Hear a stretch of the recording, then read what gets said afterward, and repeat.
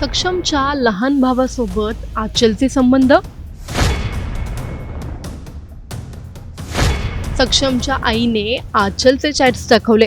Message करत होती, शिव मला करमत नाही असं तसं, आणि माझा भाऊ सुटून आला तर तो मला ठेवणार नाही, तो मला जीव मारल, मला खूप भीती वाटायली, मी कसं राहू कसं नाही, असं ती बोलत होती त्याच्यासोबत. आचलचा बॅड टचचा आरोप कितपत खरा?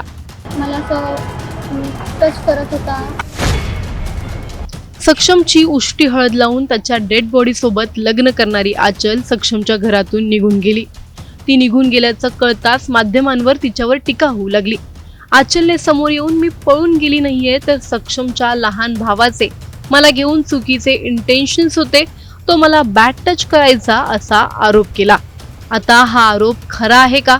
सक्षमचा भाऊ आणि आचल यांच्यातलं नातं नेमकं कसं होतं आणि सक्षमच्या आईने माध्यमांसमोर नेमके काय खुलासे केले आहेत ते जाणून घेणार आहोत या व्हिडिओमधून. व्हिडिओ शेवटपर्यंत नक्की पहा आणि टाइम्स नाऊ मराठीच्या यूट्यूब, इंस्टाग्राम आणि फेसबुक पेजला फॉलो करायला विसरू नका. सक्षमच्या जाण्यानंतर त्याच्या कुटुंबासोबत राहण्याचा निर्णय आचलने स्वतः घेतला होता. पण अवघ्या 2 महिन्यात आचल सक्षमच्या घरातून निघून गेली. टीका झाली, लहान भावाचं नाव समोर आलं. आचलला सक्षमचा भाऊ बॅड टच करायचा असा तिने माध्यमांसमोर दावा केला. आचल नेमकं काय म्हणाली आहे जाणून घेऊयात. मी तर एकदम प्रामाणिकपणे त्यांच्या घरी गेलेले होते. त्यांना मी वचन पण दिले होते. त्यांचं म्हणणं एकदम बरोबर आहे की मी त्यांना वचन दिले होते, त्यांचा मुलगा म्हणून मी त्यांचा सामना करणार, त्यांच्यासोबत शेवटपर्यंत राहणार. आणि पण त्याचा भाऊ माझ्यासोबत बरोबर वागत नव्हता. एकदम असं बॅड इंटेन्शन होते त्याचे मला घेऊन. मला असं टच करत होता. सो मी त्याच्या घरी सांगितलं, त्याच्या मम्मीला, आजीला, अंकलला वगैरे, पण कोणी माझ्यावर विश्वास नव्हते करत. मग एके दिवशी मी असा विचार केला की एवढं सांगितल्याच्या नंतर सुद्धा त्यांना माझ्यावर विश्वास होत नाही आहे, तर पुढे चालून जर काही गलत झालं तर काय म्हणून यांनी विश्वास करतील माझ्यावर. आणि त्या कारणाने मी माझ्या घरी निघून आली आहे. आणि ते बोलत आहेत की मी त्यांच्या घरून पळून आली आहे किंवा आजीच्या तब्येतीचा बहाणा करून आली आहे, तर असं काहीच नाही आहे. पण आचलच्या या दाव्यावर सक्षमची आई आणि आत्या यांनी गंभीर आरोप केले आहेत. आचलच सक्षमचा लहान भाऊ शिवम याला मेसेज करायची, त्या नेमक्या काय म्हणाल्या आहेत जाणून घेऊयात. मुलगी आहे म्हणून मी तिच्यावर ट्रस्ट केला. मी शिवमला खूप मारलं, तर शिवमनं मला सगळं दाखवलं. तर मग हे बघा, मला कोणी बॅड टच करतंय तर मी तुमच्याशी चांगलं बाळा म्हणून बोलणार नाही. 1 एप्रिल पर्यंतचे तिचे म्हणजे मेसेज आहेत ना आमच्याकडे आहेत, जे तिनं बाळा बाळा म्हणूनच बोललेले आहेत शिवमला. आणि इव्हन त्याच्या मम्मीला जे कॉल वगैरे करते ना, शिवम कसा आहे, मी तुला भेटायला येते, हे तू मला सांग बाळा कुठं आहेस तू, मी येते तुला शिवम, असं हे आपण आता जे मेसेज आहेत मी तुम्हाला दाखवलेले आहेत सर. एका बाजूला आचलचे गंभीर आरोप आहेत, तर दुसऱ्या बाजूला सक्षमच्या कुटुंबियांनी दाखवलेले चॅट्स, पुरावे आणि त्यांचे दावे आहेत. सत्य नेमकं कोणाच्या बाजूने आहे याचा निर्णय सोशल मीडियावरील पोस्ट किंवा व्हायरल व्हिडिओनी होणार नाहीये, तर तो तथ्य, पुरावे आणि तपासातूनच समोर येईल. पण या संपूर्ण प्रकरणात एक गोष्ट मात्र निश्चित आहे, सक्षम आता या जगात नाही आणि त्याच्या जाण्याचं दुःख आजही दोन्ही कुटुंब आपल्या आपल्या पद्धतीने जगत आहेत. जे नातं एकेकाळी प्रेम, विश्वास आणि एकत्र आयुष्य जगण्याच्या स्वप्नांनी भरलेलं होतं, त्याच नात्याभोवती आज आरोप, प्रत्यारोप आणि वादांचं वादळ निर्माण झालं आहे. प्रेमाच्या कथा अनेकदा चित्रपटांसारख्या संपतात असं आपण ऐकतो, पण वास्तवात काही कथा अशा वळणावर येऊन थांबतात जिथे उरतात फक्त प्रश्न, आठवणी आणि न भरून निघणाऱ्या जखमा. आता प्रश्न असा आहे, आचलने केलेले आरोप खरे आहेत का? सक्षमच्या कुटुंबियांनी दाखवलेले पुरावे काय सांगतात? शिवम आणि आचल यांच्यात नेमकं नातं कसं होतं? आणि सर्वात महत्त्वाचं, या सगळ्या वादात खरं सत्य नेमकं कुठे आहे? तुम्हाला काय वाटतं, या प्रकरणात सत्य कोणाच्या बाजूने असू शकतं? तुमचं मत आम्हाला कमेंट करून नक्की सांगा. व्हिडिओ लाईक व शेअर करायला विसरू नका. तसंच अशा नवनवीन अपडेट्ससाठी आणि माहितीपूर्ण व्हिडिओजसाठी टाइम्स नाऊ मराठीला नक्की फॉलो करा.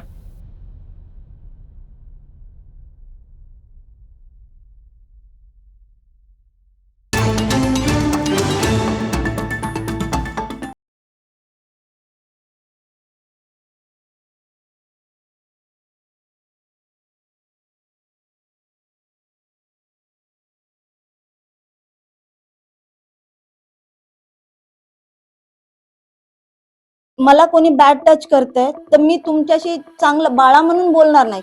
1 एप्रिल पर्यंतचे तिचे म्हणजे मेसेज आहेत ना आमच्याकडे आहेत, ते तिनं बाळा बाळा म्हणूनच बोललेले आहेत शिवमला. आणि इवन त्याच्या मम्मीला जे कॉल वगैरे करते ना, शिवम कसा आहे, मी तुला भेटायला येते, हे तू मला सांग बाळा कुठं आहेस तू, बोल की रे बाळा, हे पहा शिवमला तिनं मेसेज टाकलेले आहेत, बोल की रे बाळा. 20 फेब्रुवारीला आम्ही त्याला टाकलेलंच होतं, त्याचा फोन आमच्याकडेच होता, तर मग हे आम्ही स्क्रीनशॉट वगैरे घेतलेले आहेत. जी तिनं काल न्यूजवर बोलती ना की सक्षमची मम्मी मला कॉल करत होती, कॉल रेकॉर्डिंग बघा. तिनं इथून गेल्याच्या नंतर मी तिला कॉल केलेले नाही आहेत, माझ्या मोबाईलमध्ये रेकॉर्डिंग पण आहे, ती स्वतः कॉल करत होती. ज्यामध्ये आपण पाहू शकता हा पहिला मेसेज, त्याच्यानंतर हा दुसरा मेसेज आहे जे की आचलनं शिवम हिला केलेला आहे.